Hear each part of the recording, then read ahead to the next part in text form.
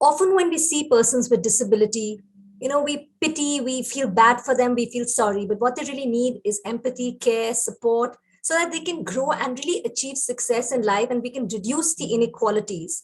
The idea of our campaign, what we're trying to put across, and especially the theme this month, is the month of love. And it's important that we leave no one behind. We sometimes tend to undermine the potentials of individuals as well as humanity. So today we have someone really special. She's India's first female disabled stand-up comedian. We have with us Nidhi Goyal. She uses humor to challenge the prevailing notions about disability as well as gender. Nidhi, thank you so much for joining us today. It's a real pleasure to speak with you. The first thing what I want to ask you, of course, we are going to be talking about how important love is, especially when we take care of persons with disability. But you wanted to be a portrait painter, and today you're making so many people laugh and you feel so much joy in their lives. How did comedy happen to you? Hi, Ambika. Thank you so much for having me here. It's really interesting because when you say how did comedy happen to me, everything connects back to my disability, right? When I was diagnosed and I started losing my sight at the age of 15, yes, I knew just one thing, that I couldn't be a portrait painter or a fine artist anymore, right? For me, the question was, what do I do next? And this was a very big question because I was preparing for this kind of dream since I was 4. And I remember sitting across my spiritual guru, waiting for his guidance, and he telling me that, don't worry, you are really fixating on the problem. You need to start looking around you and looking at the privileges that you have, looking at what kind of support exists for you, and seeing the gaps and looking at other people with disabilities, and I started doing that. And I thought, yes, there is something that I need to do. I need to work with and for other people with disabilities who are not as privileged, who don't have the kind of family support that I have, yes, who don't have the kind of language and other privilege access and the caste class access that privilege that I have, and so on and so forth. And that's how I became an activist. After being a media professional, a journalist, I moved into activism. And once I moved into activism, of course, I was working and writing and campaigning and protesting, maybe not so much, but trying to bring that change, advocating, running awareness pieces and so on. But I thought comedy that comes out of my own life experiences, yes, living as a woman with a disability, really makes people laugh and cringe maybe at the same time. It helps them reflect in a non-threatening way on what this change needs to be for persons with disabilities.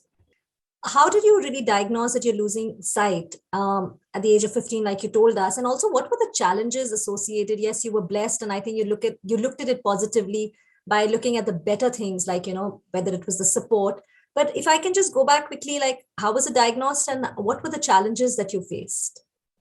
So it was just, it was a routine eye checkup and it was diagnosed then. But I also think that we don't have an ecosystem to support diagnosis like that. Mm-hmm. Right? We don't have, doctors maybe are not that sensitized or do not have the information to tell folks where to go after this, right? Yeah. In my case, again, as dark humor as it may sound, I was still privileged because out of us 3 siblings, we 3 siblings, my eldest sibling is my brother, and he also lives with the same condition. So for me, community was at home. For me, yeah, my parents had already explored how to support a child who is going blind, right?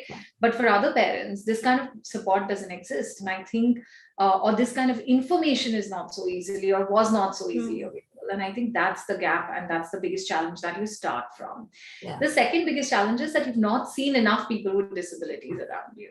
Yeah. Again, I had seen someone, but not everyone sees enough of people with disabilities around you. You don't know what they look like, what they can do, what they're capable of, if life with a disability can be lived and can be lived happily. Yeah, do you read fairy tales which have like happily ever after for disabled characters? No. Do you have cinema which has like fun stories where protagonists are disabled? No. Do you have advertising looking at disabled people as their primary customers or even including them in their customer base? No, you don't have these scripts and narratives. And I think that becomes a very real challenge, which is not recognized. Of course, then the challenges of inaccessible infrastructure, insensitive educational or non-supportive educational institutions, your peers sometimes being insensitive and so on and so forth. So I I faced a range of challenges and struggles, but I also on the way met very, very, very many lovely people. So I can dive into more struggles, but yes, it was an initial period. The main thing was that from week to week, Ambika, Mm-hmm. for me, what, and I'll tell you how it changed over the years, right? Then every week when my eyesight deteriorated, one day I could cross the street, the next week maybe I just got saved by a millimeter because I didn't see the speeding bike, right? So it Yes. was not just a bad feeling when people say, oh, you must have emotionally struggled a lot. No, you physically struggle a lot. You know, Yeah. you realize in the last 1 month you could have met with an accident thrice, Yeah. but that wasn't the case the month before. And so grappling with every new stage of loss is a Yeah. constant process in That's life, another, yes, for sure. right? But also then as a teenager, what I framed it as was that now this is something that I cannot do. And Mm. as I matured, as I sort of learned what disability means, how I understood how society and disability need to interact and negotiate, I Mm. realized that I could, I discovered every week what I couldn't see, not what I couldn't do. And I think equating the two is a part of ableism that we carry in society. Absolutely. I think you put that so well. Of course, like you said, infrastructure, whether it's sensitive, sensitization, inclusion is something, Nidhi, which I think when we talk about whether it's the UN sustainable goals, whether we talk about leaving no one behind, inclusion is key, you know. And love plays a very important role here. Like even like I said, people need support, empathy. Like you also said that you need to give the person a chance to move on and succeed in life, and not think that they cannot do it because it's not they and us, right? It's all one. So you've been fortunate, like you said, that your family support was there. What are your thoughts on when it comes to love and inclusion, the connection here, especially for people living with disability? I think with people with disabilities, we're really hard on them, right? Like we were many years ago very hard on women. At every stage, we want them to prove themselves, right? Hmm. I remember having this conversation where I said, who is independent? They say, oh, disabled people are not independent, hence they should not be here. They are not quote unquote normal like us. Hmm. And so we don't think they deserve this. We don't think they deserve any kind of acceptance, love, and so on and so forth. Who's independent? Where Yeah. does the food that you eat come from? Are you going and cultivating that? Are you producing the gas where you cook it on? Are you manufacturing the stove? We're all interdependent in many ways. Just by providing the money doesn't mean that you wouldn't have survived if people weren't there to put those factories and make the stove, right? I'm Yeah. just saying that we all claim to be independent in Hmm. many ways, but we're not. And we never reflect on it because that's quote unquote normal interdependence. We've Yes. even made independence and interdependence normal and not normal, right? And I think Yeah. that's the bigger problem, that when we say love, first of all, we have a very, very, very like a very narrow definition of love. Immediately, hearts and balloons and Valentine's Day crops up in people's Yeah. mind. But when you say love, I think access, Hmm. thinking of access is love, right? Yeah. Not discriminating. When a disabled student comes to class, you either make them into a hero or a zero. People don't even want to interact with them. Hmm. That's part of not loving someone, right? Saying this is for normal people, right from your everyday grocery apps to dating apps. When you say, oh, this is not accessible for people with disabilities, but this is not really for them, Hmm. right? You're You are deciding. discriminating. Yeah, you're deciding for them, Hmm. taking decisions on someone's part, not giving them autonomy, not giving them the right to be adults, infantilizing people with disabilities. So these basic rights that we all take for granted, these basic entitlements that we Yeah. all take for granted, is a part of love. And I think that's what we need to do. I think it's a very big misconception that we say that, oh, people with disabilities need extra help. No, they just need support. Yeah. You would need support a certain way and I would need support in a certain other way. Hmm. And so just not restricting the buckets is what love is about. Actually, I mean, yeah, I mean, discrimination, like you said, whether it's accessibility, whether it's actually just the support that one needs, and we all need support in some form or the other. It's just that, I mean, you've really put that well. And yes, love is really not about just romance and hearts and balloons. It's a lot more to it, whether it's empathy, care, support. Nidhi, when again you spread so much joy in other people's life, obviously because of comedy. How do people, when you do these shows, how do people react to a person performing? When they're they say, okay, the person is disabled, but how do they react to a person performing comedy or making them laugh when they are disabled? Any incident you would like to share with us? This is the problem, right? When we frame it as performing comedy when they are disabled, right? The first thing Yeah. is people get very uncomfortable because disabled people are supposed to be depressed. The Hmm. quote unquote idea is that if you're disabled, and you remember the image, that the first image as children that we see is this very, very sad looking blind man standing at the corner of the street, and you're supposed to help him. It's your duty, it's your moral duty, right? Hmm. And so that's the image that we hold of disabled people. The minute a disabled person is cheerful, forget about on stage performing comedy. When I go and smile, people are like, oh, you're so inspiring. And I want to say, what's so inspiring? I'm smiling, you're smiling. I don't think you're inspiring for smiling. Why do you think I'm inspiring for smiling? Hmm. Because it comes from a prejudice that because I'm disabled, You I can't be need to be happy. buried under layers and loads of like struggles and problems and issues. And why can I then enjoy life? I need to barely survive. And these are all very ingrained, right? These are all very, very ingrained. And so when you're on the stage, you're making people uncomfortable on multiple levels. One, that they're like, oh my God, this person will make us laugh. Their life must be so tragic. Yeah. Second is there's a woman who's trying to sing, and then there's a disabled person who's on the stage, and then everybody's so awkward. And then they're cracking jokes on their disability experiences. I mean, should we laugh? Should we feel sorry for them? Hmm. I remember, I mean, on stage, I've seen weird reactions, but I remember on a dating app, I was sharing my comedy link. That was generally my introduction to my disability, that I didn't send my comedy to men. They got intimidated on multiple levels because they were like, oh my God, should we like talk to a woman who's a comedian at all? Then she's a feminist. And then, there's also this piece. Yeah. And somebody responded saying, it's so beautiful to see how people cope with their grief in different ways. And I said, why would you assume that? Why would you think I have grief? Hmm. Like, I understand. I understand your disability, and I understand the grief it must be bringing you. Yeah. And I think that narrative really needs to shift. Yeah. Unless that shifts, we're going to have this us and them. We're going to have a false sense of superiority.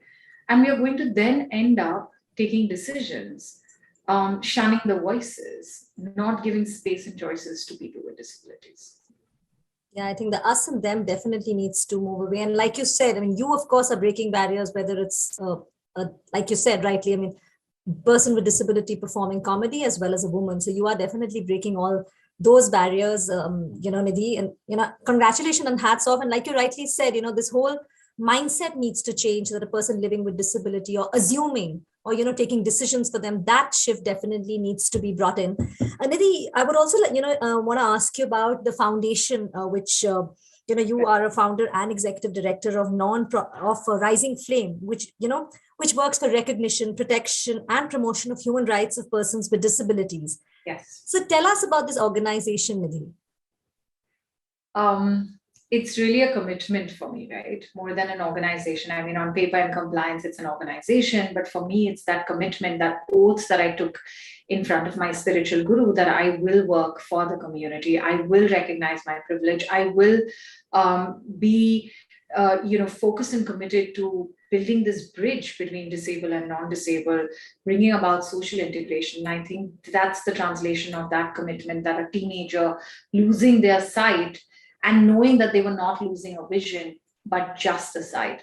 So this is realization of that commitment and really looking at the community. So I've been over a decade, I've been working as an activist, as in the development sector. And I really would say that we are working for and with people with disabilities, right? Mm-hmm. The focus, of course, is access, maybe education, employment, because somewhere we're still okay accepting people with disabilities, that, okay, it's okay, they can study. Somehow they should, maybe if they can earn, it is great. When I entered activism, I was working on sexual and reproductive health of women with disabilities, right? With a women's rights organization. And I remember people were like, are you joking? Why do you need this? Why do women with disabilities need reproductive health pieces? Like, are you trying to say they'll like be mothers? Are you trying to say they'll have partners? Are you trying to say they'll get married? Oh my God, what are you doing to society, right? These are the kinds of reactions that overtly and covertly people gave to me. Yeah. On that pace, I saw slowly that people with disabilities were allowed to exist. And we were struggling even for that, right? The disabled community was fighting for years and decades, even just for that. Yeah. And Basic. for me, that's not enough. If we have the skill, if we level the playing field, if we provide those opportunities and create an enabling environment, why can't people with disabilities have a voice, have a choice, and lead from the front? And for that, Rising Flame came into existence. We work, yes, for rights of persons with disabilities, and we focus tremendously on women and youth with disabilities. Yeah. Particularly from this space, right? Everywhere else, you'll say women in leadership. Let's talk about this. But in any conversation of women and leadership, you will not see women with disabilities featured. We'll say women and safety, let's prioritize that. Women and health, let's prioritize. Where are women with disabilities in this whole conversation? Yeah. So Youth are our demographic dividend, but youth with disabilities don't have access to schooling, are denied interviews because they are disabled. Yeah. They're shortlisted for their skill, but they're denied everything else. So that, yes, that change, and that's what you're working. Also, you have a campaign, My Tale Too. The foundation is running. Tell us about that. I mean, what is the aim, and what is the main thought behind the campaign? Right. So Rising Flame has many flagship programs, right? Like we have a national level leadership program, which is the first of its kind in the country. We have a rural leadership program. We have a youth program. And one of the programs, actually, it started off as a campaign and later years we moved it into a project, was My Tale Too. And if you remember in the one of the earlier examples, I was saying that when you're growing up as a disabled person, it's really isolating. Yes. Because where are the people? Where are the representatives? Where are the stories? Where are the narratives? Where are the scripts? And that's what we wanted to change in My Tale Too. We wanted to come together and we brought women with disabilities. And when I say disabilities, really across disabilities, right? So there are blind women in that group. There was someone who was hard of hearing. There was someone who was deaf but could speak. There were people who were women who were on the autism spectrum, so autistic women and so on and so forth, right? Queer women and so on. And they all came together and we conducted this training and now are soon to be publishing a collection of stories where women with disabilities have rewritten fairy tales. So we have a deaf Snow White, we have an autistic ugly duckling. We have a hard of hearing Rapunzel and many beautiful stories. What do these looking do? Forward to that one. So thank you, Ambika. What do these do? They bring you into the world of disability. Because often we don't know, we see disabled people as these very inspiring memes. So we're like, wow, they're amazing, yeah. But we don't know how do they walk, talk, live, negotiate life. What happens? What are the discriminations? What is this everyday experience, right? And I think when people ask me about discrimination, basically this collection highlights, or this collection when it's published soon, will highlight everyday experiences of women with disabilities in a fairy tale, right? In those stories which we grew up listening, reading, and aspiring for. And I think that was very important for us to bridge this divide and say we also exist. Here are our experiences, and also to give that hope, saying, hey, happily ever after is not just for you, it's absolutely. I think bridging the divide, what you rightly said, Nidhi, I mean, that's where an inclusion really starts from.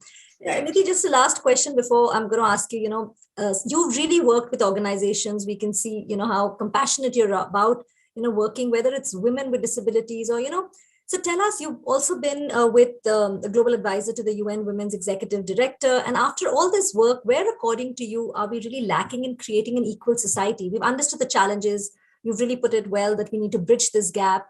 But when we talk about creating an equal society, where are we lacking and what needs to be done? Can I say everywhere? Will that be too disheartening? To be honest. I mean, we are improving, but I think the lack is so much. And unfortunately, we don't see the lack in society. We see the lack in persons with disabilities, right? Our focus is the lack in them rather than the lack in society in general. So I'm really glad you asked that question, and thank you for that. I feel like we need to really look at mindsets. If you ask me one thing, I think the mindsets need to change. And why mindsets are so important for me, right? You step out. Who do you interact with? People. Who infantilize you? People. Who is either worshiping you or treating you as um, a depressed, an unworthy individual? People.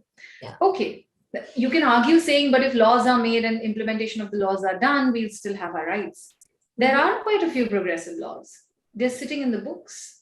Yeah. Who Needs does to the be on the ground. implementation and enforcement? People. And I think everywhere, from your everyday interaction of your security guard in your apartment, the person on the street, the shopkeeper that you go to, the taxi driver, the auto driver, to everyone, to your bosses, to your teams, to your teachers, to your peers, all around there are people. And unless mindset, unless this change happens, nothing will happen. And I think I want to circle back to what I said. When someone can't see, someone can't walk, it doesn't mean they cannot do. And I think that's the ableist mindset that we really need to change. We can do things. We do things in a different way. We relearn how to do things. And we also have to call it different because we think something is a normal way to do. If I put you in a room full of blind people, you may be the exception, and they may sit and say, hey, you're doing it differently. Yeah. And so, what's the norm? Challenging that. Who are we calling normal? Challenging that. And really shifting mindsets from this whole idea of independence to interdependence, from help and charity to support and empowerment would be extremely important in bringing a social change. I think you've really put that well. I think it's all about empowering, whether it's discrimination. I mean, really, it is the mindset, because even if you have accessibility, but if you're not if the mind is not changing, if that shift is not brought about, again, we go back, we zero back to where it all started. And I guess it is improving. And I think you were really honest that a lot needs to be changed. I mean, everything, like you rightly said. Nidhi, thank you so much for speaking with us. I think the points which you brought out, I think they're very, very critical. And this whole month, I have met people, again, I don't want to use, because you said it's not about them inspiring, but the way, like the way they do things is just different. It's, they may be thinking the way others do things is different, but it's actually about inclusion. It's about empowering them, supporting them. So thank you so much, Nidhi. But just before you go, would you like to, share something with us? Any sort of a small, I mean, I wouldn't say an act of comedy, but anything you would like to share, which will make, because it has been a really heart-to-heart conversation. And I think the points which you put out are there are very hard. So anything to, I think, just lighten it? I'm trying hard. Sorry. No, I don't know if I can really crack a joke here, but I just want to say that it's not really difficult, right? We make it really something that's so like tensed and so, oh my God, like what do we do with these people, right? I think we all need to relax. I think the first thing is just breathe and be like, oh, there's someone coming in. And it's really, sometimes when you get tense, the situation gets funny for us. For example, if I'm trying to cross a passage, if people are in the passage, they want to give me way, but instead of saying that, hi, would you like to go here from the left? They would just silently plaster themselves to the wall. And I want to give people way. So I'm trying to search the wall. And in that whole trying to be helpful to each other, because you don't communicate and you're worried about communicating and you want to stay away from this disabled person, you end up getting hit by my cane. Yeah. And this is how it starts getting complicated. This is how it starts getting confusing, and really coming up to people and saying, oh, you're so beautiful, you're still disabled, is not an icebreaker. Yeah. I think, true. I think breaking that awkwardness is also important. Nidhi, thank you so much. It was wonderful speaking with you. Thank you so much for giving us your time. Thank you, Ambika. It was a pleasure.